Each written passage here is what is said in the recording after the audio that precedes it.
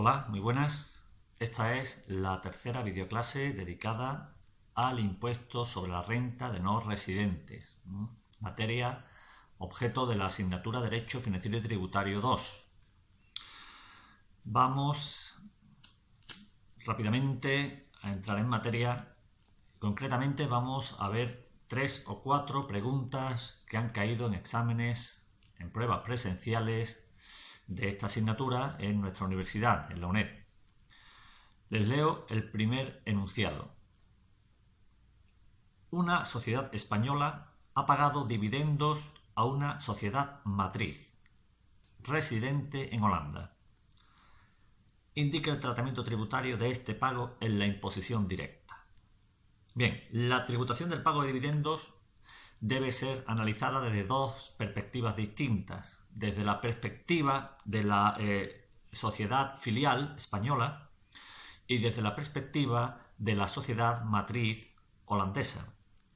En relación a la sociedad filial española, el artículo 15A de la Ley 27/2014, Ley del Impuesto sobre Sociedades, estipula que el pago de dividendos será un gasto fiscalmente no deducible.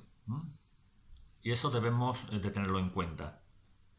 Con respecto a la sociedad matriz holandesa, tenemos que hacer mención a los convenios, a esos convenios internacionales, bilaterales o multilaterales, en la materia. Concretamente, Holanda es miembro de la Unión Europea, así que sí tenemos normativa europea al respecto de la doble imposición. Haciendo esas dos indicaciones, entramos directamente en si es una renta que debe tributar según el impuesto sobre la renta de no residentes. Es decir, si podemos aplicar el artículo 13 o no podemos aplicar el artículo 13. Si se considera una renta obtenida en territorio español o no. Según el artículo 13.1f del Real Decreto Legislativo 5/2004, texto refundido que aprueba la Ley del Impuesto sobre la Renta de no residentes, según el artículo 13.1f, como les digo, número primero, está sujeto al impuesto de la renta de no residentes los dividendos derivados de la participación en fondos propios de entidades residentes.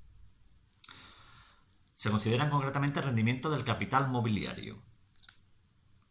Como se trata de beneficios distribuidos por una sociedad filial residente en territorio español a una sociedad matriz residente en otro Estado miembro de la Unión Europea, concretamente en Holanda, esa renta estará exenta, según los términos previstos en el artículo 14.1h del Real Decreto Legislativo 5/2004. Todo ello para evitar la doble tributación. Por lo tanto, como respuesta a la pregunta, artículos 13 y 14. Concretamente 13.1f primero y 14.1h. Ambos del Real Decreto Legislativo 5/2004 del impuesto sobre la renta de no residentes. Siguiente pregunta. Guillermo, residente en Argentina, ha vendido en la bolsa española acciones emitidas por una sociedad residente en España. ¿Está sujeta esa renta al impuesto sobre la renta de no residentes? Y si está sujeta, ¿es aplicable alguna exención? Nos dice asimismo en el enunciado que en nuestra respuesta prescindamos del contenido del convenio que resulte aplicable y tenga en cuenta únicamente la normativa doméstica, el derecho interno. Bien. El artículo 13 considera obtenidas en territorio español las ganancias patrimoniales cuando se deriven de valores emitidos por personas o entidades residentes en territorio español. En consecuencia, esa renta está sujeta al impuesto sobre la renta de no residentes. El artículo 14.1i, que regula las exenciones, como ya hemos visto en vídeos anteriores sobre esta materia, sobre el impuesto sobre la renta de los no residentes.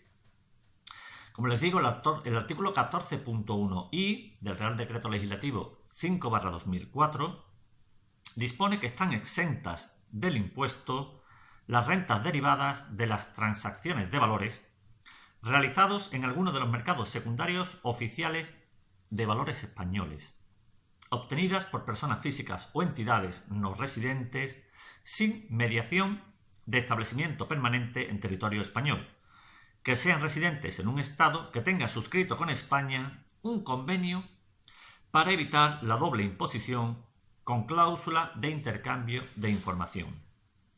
No tenemos por qué saberlo, pero entre Argentina y España existe ese convenio con cláusula de intercambio de información. Si no lo sabemos, podremos decir que en el caso de que España y Argentina tuvieran un convenio firmado sobre la doble imposición con una cláusula de intercambio de información, dicha renta estaría exenta del impuesto sobre la renta de no residentes, según el artículo 14.1i. Segunda cuestión contestada. Vamos con otra pregunta más. También fue objeto de examen. Todas y cada una de estas preguntas han sido objetos de exámenes de esta asignatura de Derecho Financiero y Tributario 2 en el primer cuatrimestre en nuestra universidad, en la UNED. Como les digo, el tercer enunciado dice lo siguiente: una sociedad colombiana ha obtenido beneficios en España como consecuencia de una actividad empresarial que desarrolla por medio de un agente comercial. El agente tiene poderes para firmar contratos en nombre y por cuenta de la sociedad. Indica el tratamiento tributario de estos beneficios en la imposición directa. No vamos a tener en cuenta los posibles convenios internacionales, bilaterales y multilaterales sobre doble imposición entre España y Colombia. Vamos a aplicar la normativa doméstica, el derecho interno, como hemos hecho en todas y cada una de las cuestiones planteadas en relación al impuesto sobre la renta de no residentes. Y nos vamos, como siempre, al artículo 13. El artículo 13.1a del Real Decreto Legislativo 5/2004 dispone que cuando una persona física o entidad actúa en el territorio español por medio de un agente autorizado para contratar, en nombre y por cuenta del contribuyente que ejerza con habitualidad dichos poderes, se entiende, en tal caso, que opera mediante un establecimiento permanente. En consecuencia, la renta se va a considerar obtenida en territorio español. Y, además, los elementos de la obligación tributaria se van a determinar conforme a lo previsto en los artículos 16 al 23 del impuesto sobre la renta de no residentes. En particular, cabe destacar las siguientes reglas. La base imponible se va a determinar con arreglo a las disposiciones del régimen general del impuesto sobre sociedades, Ley 27/2014, sin perjuicio de lo previsto en el artículo 18 del texto refundido del impuesto sobre la renta de no residentes. En principio, para determinar la base, como hemos dicho, tenemos que acudir a la Ley 27/2014, sin perjuicio de lo dispuesto en el artículo 18 del impuesto sobre la renta de no residentes, del Real Decreto Legislativo 5/2004. Este artículo 18 del texto refundido del impuesto sobre la renta de no residentes trata sobre la determinación de la base imponible. Bien, otro punto que tenemos que tener en cuenta en relación a la base imponible es que se va a aplicar el tipo de gravamen que corresponda de entre los previstos en la normativa del impuesto de sociedades.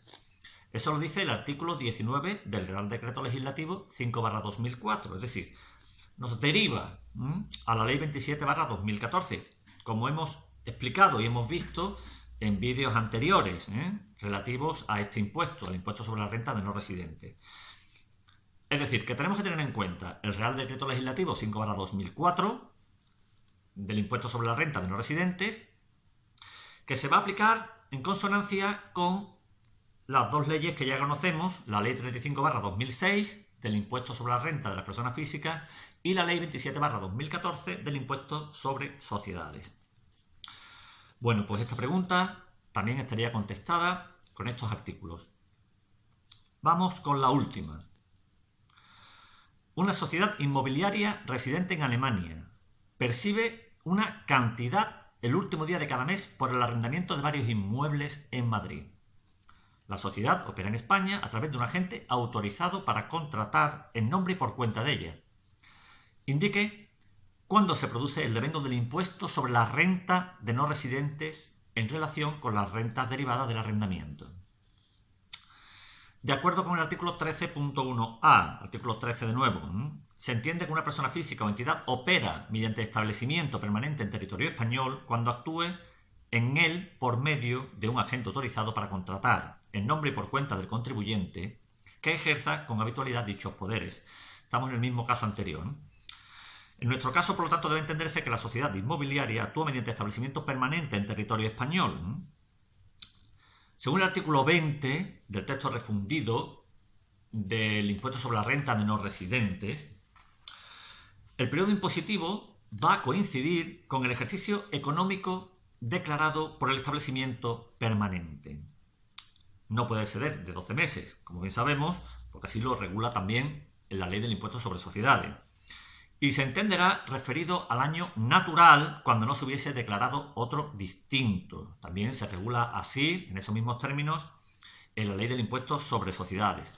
Pero aquí tenemos que hacer mención al artículo 20 del Real Decreto Legislativo 5/2004, 20.1 concretamente.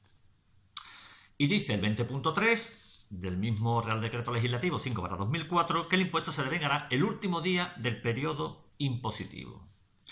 Por lo tanto, para contestar a esta pregunta hemos debido acudir al artículo 13.1a y al artículo 20.1 y 20.3. Nada más, solo recordaros que en todas y cada una de las preguntas a las que hemos respondido en este vídeo podemos añadir el artículo 1, el 2, el 3, el 4, el 12...